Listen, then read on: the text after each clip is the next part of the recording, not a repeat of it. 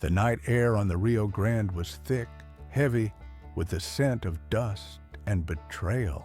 Marshal Rowe Hollister felt the sweat trickle down his neck, but it wasn't from the heat. It was the weight of what he was about to do.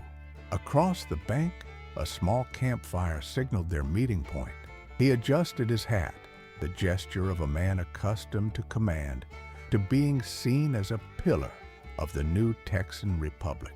No one would suspect him, the leader who spoke with the most fervor about freedom and sacrifice. The sound of his horse's hooves was muffled by the soft sand, a silent accomplice in his crime. He wasn't just selling information, he was selling the souls of his neighbors, of the men who called him friend, for a promise of power in a Texas that, by his calculations, was already lost.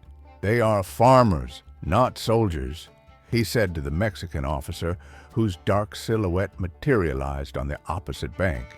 "Their spirit is strong, but their supply lines are weak. Hit the San Felipe warehouse, and they'll fall in a week." A few miles away, Elias Bates couldn't sleep. He gazed out the window of his modest farmhouse, the same one his father had built with his own hands. The wind whistled, and each gust seemed to whisper a warning. Elias was a man of few words but of deep feelings. His face, weathered by the sun and worry, bore the story of a lifetime dedicated to that land. He trusted Marshall. Everyone did. Marshall was the voice of hope, the strategist who promised victory. Yet something in Marshall's overconfidence, in his easy smile in the face of bad news, unsettled Elias. It was a dissonance, a chord that sounded wrong in the song of Texan liberty. He remembered a conversation from weeks earlier. "We're exposing ourselves too much, Marshall," Elias had said, pointing on a map to the vulnerable path of a supply caravan. Marshall had merely laughed, a patronizing sound that diminished him in front of the others. "Faith moves mountains, Elias, and yours seems small." Elias fell silent, loyalty overriding intuition, a mistake that now weighed on his conscience like a stone. He turned and looked at the shelf above the fireplace. There sat an old beaver pelt hat, a gift from a wandering trapper who had passed through his lands years ago, a man with eyes that seemed to have witnessed the world's creation. Davy Crockett. He had shared a meal with Elias, and before leaving, he left more than a hat. He left advice. A true man isn't measured by the noise he makes, but by the silence he keeps when honor is at stake. Elias felt that everyone's honor was at stake, but he didn't know where the enemy lay. He looked out at the night again and prayed, not for an easy victory, but for clarity. He felt a storm brewing, not in the sky, but in the hearts of men. Back at the river, the transaction was complete. Marshall handed over a hand-drawn map detailing patrols, watch points, and, most importantly, the location of a small group of volunteers. Scouts guarding the border. They were his neighbors, men with families. "Your reward will be waiting in Laredo," the officer said, his voice as cold as the dark river water. Marshall smiled, feeling the relief of power. He saw himself as a savior, a realist, who would avert a pointless massacre by hastening the inevitable. Betrayal to him was merely smarter strategy. As he turned to leave, a sound made him pause, a dry snap coming from the other bank. Probably a falling branch, a nocturnal animal. He ignored it, a fatal mistake. On the other side, hidden among the tall reeds, a man remained motionless. His eyes, accustomed to the darkness of the Tennessee woods, missed not a single gesture. His ears, trained to catch the sound of a falling leaf, heard every whispered word. Davy Crockett was not there by chance. He was on a solitary reconnaissance mission, feeling like Elias that something was wrong in the Texas air. And that night, he had found the poison. He made no sound. He simply watched Marshall's figure recede, the silhouette of a traitor dissolving into the darkness. The silence that followed was more menacing than any war cry. If you believe the darkness of night can hide a man's sins, wait to see what happens when wounded, honor finally decides to turn on the light. The news arrived at dawn, brought by an exhausted rider whose face was caked with dust and despair. The outpost near the Guadalupe Creek had been massacred. An ambush, 20 men, caught unaware as they slept. They were the same scouts whose names Marshall had whispered the night before. The community plunged into a heavy, silent grief. Women wept on their doorsteps, and men gathered in the square, their faces a mixture of pain and impotent rage. In their midst, Marshall Rowe Hollister stood like a rock. His performance was impeccable. He clenched his fists, his voice choked with calculated fury. They caught us off guard. We were betrayed by our own lack of discipline, he boomed, deflecting any suspicion. From this day forward, all strategic decisions will pass through me. We cannot afford to make any more mistakes. The crowd, desperate for leadership, nodded. They handed their fate to the wolf dressed as a shepherd. Elias Bates watched from a distance. The name of each fallen man was like a blow to his chest. He knew them all. He had shared bread and dreams with them. Among the dead was the younger brother of Hazel Drummond Woods, an 18-year-old who had enlisted against his family's wishes, inspired by Marshall's fiery speeches. Elias saw Hazel standing near the well, motionless, her gaze lost on the horizon. She wasn't crying. Her grief was too deep for tears. That image haunted him. The injustice was no longer an abstract suspicion. It had a face, a name, and a destroyed family. Elias approached her, not knowing what to say.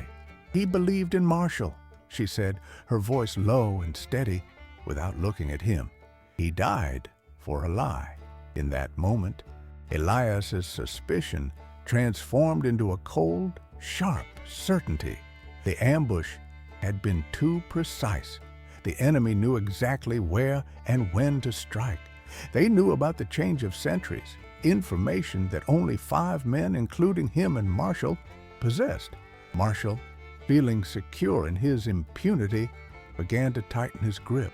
He used the tragedy to justify authoritarian measures, confiscating horses and food for the war effort. Those who dared to question were publicly humiliated, branded cowards, or sympathizers with the Mexicans. He called a meeting in the main hall and, with a look of false disappointment, pointed at Elias. While some of us fight and bleed, others, like Elias Bates, prefer to hide on their farms, questioning leadership. Doubt, my friends, is a traitor as dangerous as a spy. The poison of his words spread through the room. Old friends now looked at Elias with suspicion. He was being isolated, his reputation tarnished by the true traitor. Within him, a memory surged back with force, a flashback to a hunting day years before. He and Marshall had cornered a puma. Elias wanted to wait, study the animal. Marshall, impatient, charged forward. Courage doesn't wait, Elias, it acts. The result was a wounded horse and the lost prey. Marshall never admitted his mistake. He blamed the wind, the sun, anything but his own arrogance. The same arrogance he displayed now, in a far more dangerous game. Elias retreated to his farm, the weight of the world on his shoulders. He was alone. Without proof, his word was worth nothing against Marshall's. He sat in the barn, the smell of hay and old gunpowder filling his lungs. He felt defeated. But then his gaze fell upon Crockett's old hat, which he had brought to mend. He picked it up, feeling the worn texture of the pelt. The trapper's words echoed in his mind. The silence he keeps when honor is at stake. Elias understood. Strength wasn't in shouting the truth, but in preparing it to be revealed at the right moment. Marshall thought he had silenced him, but he had only given him what he needed most: time and shadow.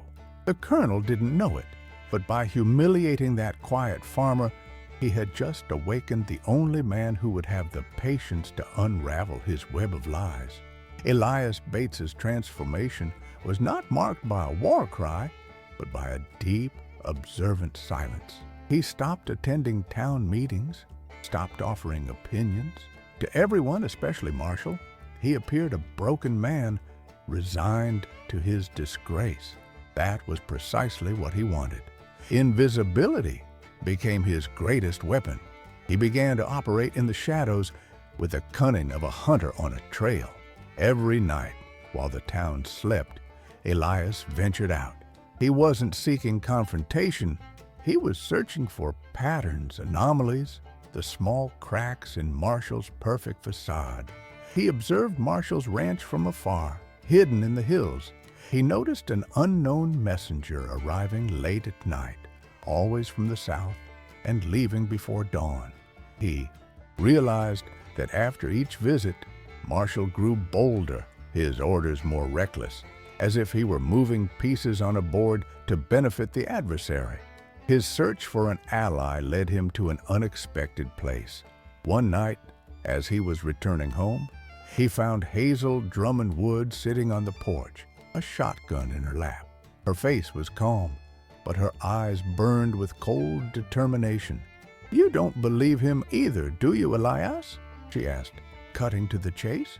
The question wasn't an accusation, but an invitation. Elias, who hadn't shared his suspicions with anyone, felt he could trust her.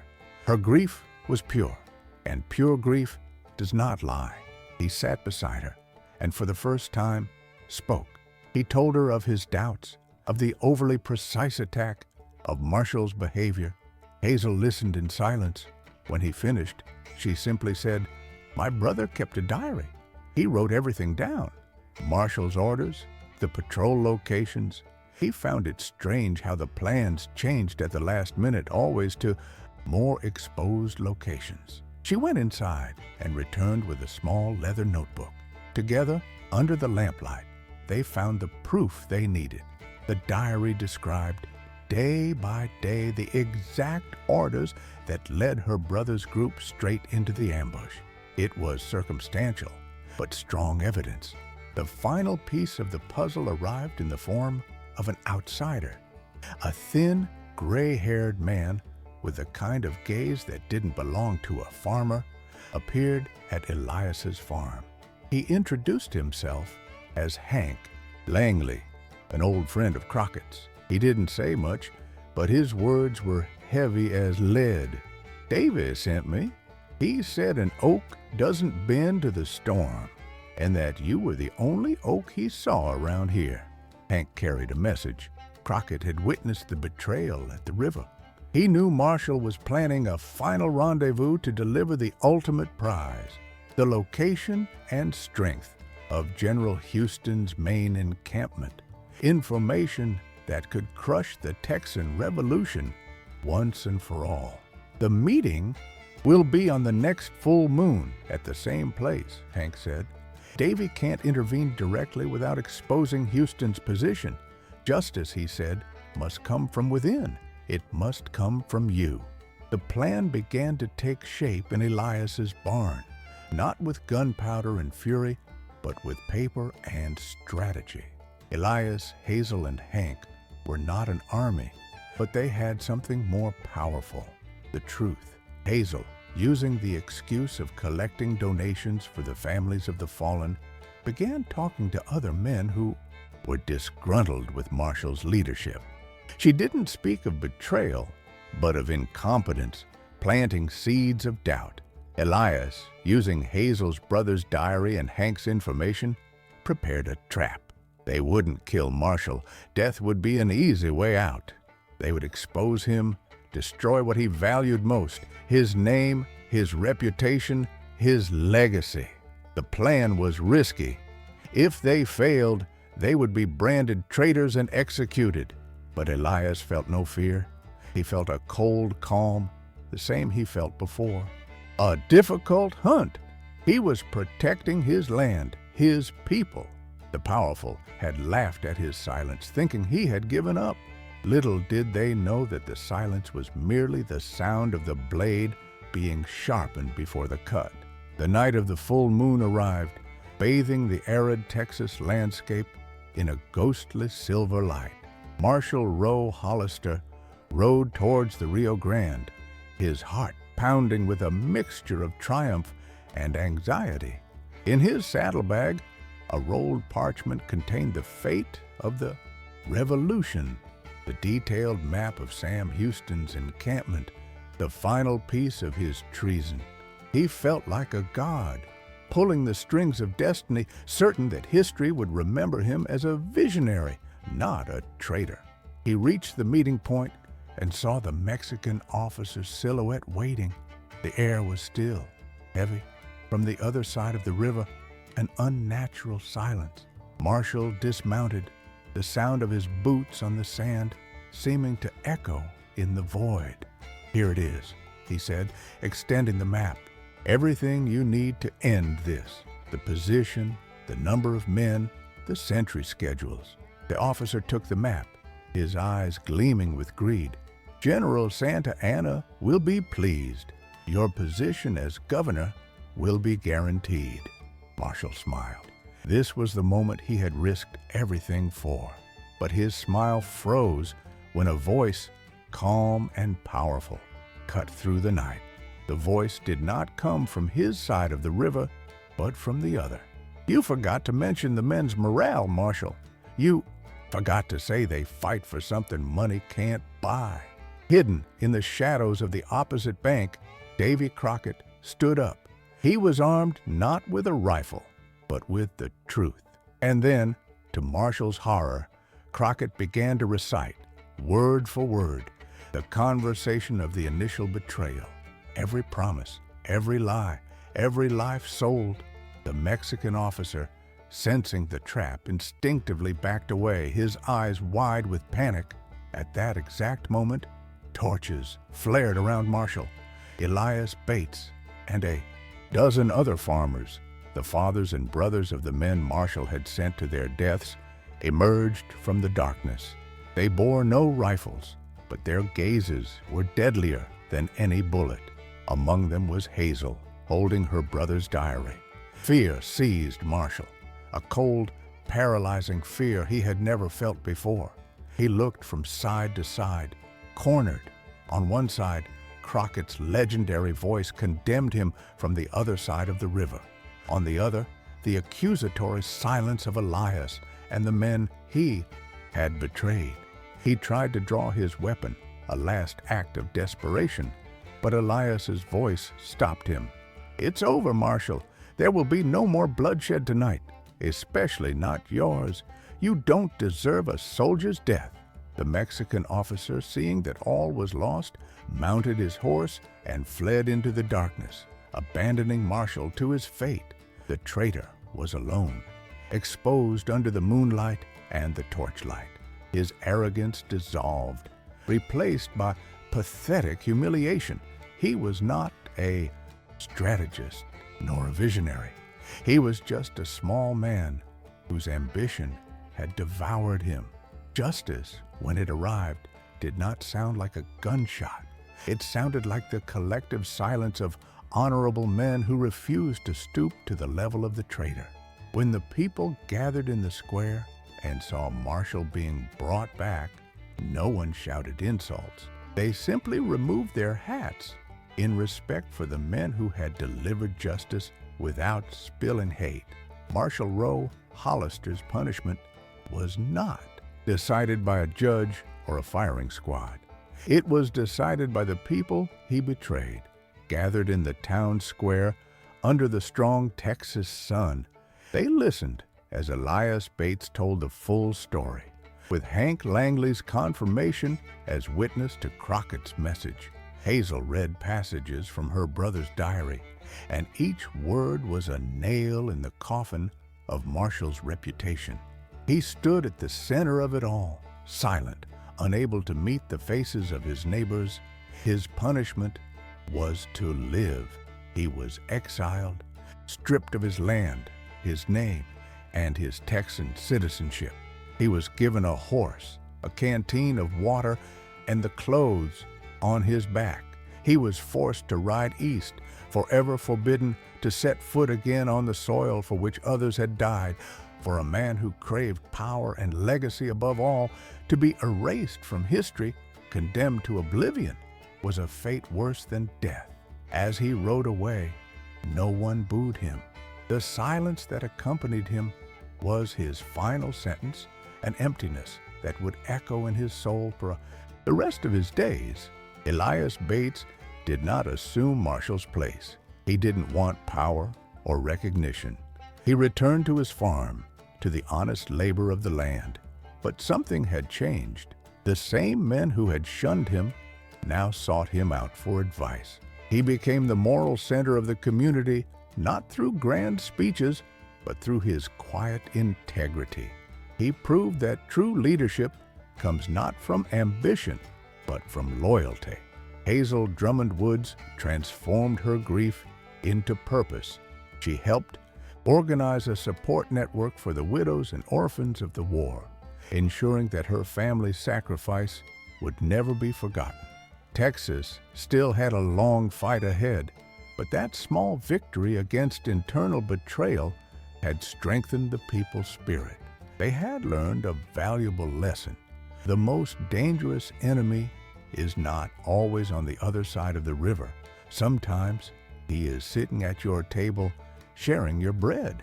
A year later, Elias was mending a fence on his property on the hill overlooking the road. The sun was setting, painting the sky with the colors of the Texan flag.